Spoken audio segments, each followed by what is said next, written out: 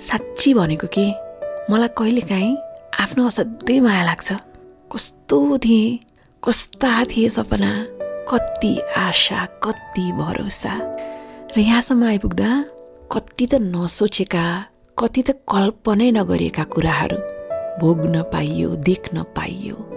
कति पटक त विचलित भएँ, कति पटक त रोएँ, कहिले आदेशले आँसु झर्यो, कहिले कसैको ढाडस पाएर खुसीले आँसु निस्कियो, विश्वास तोडियो, भरोसा भाँचियो।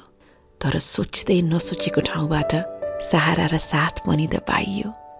जे होस्, ए जिन्दगी सधैँ कृतज्ञ छु। कमजोर पाइलामा कहालिँदै कुना पसेको रात पनि याद छ। हार मान्ने छैन भनेर आफैले मन बाँधेर कदम अघि चालेको नि याद छ।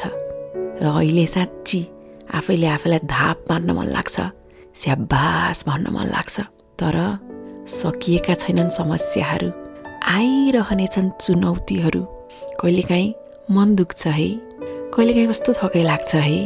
तर विचलित नहो है, यस्तो बनेर देखाउनै बाँकी छ जुन कसैले कल्पनै गरिएको थिएन भनेर आफैले आफैलाई सलाम गर्न मन लाग्छ। र त्यतिखेर साँच्ची भनेको मलाई आफ्नो असाध्यै माया लाग्छ।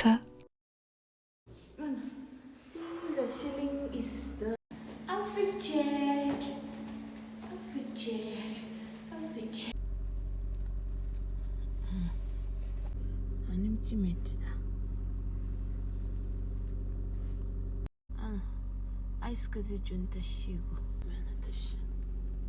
아이스 플레이크스.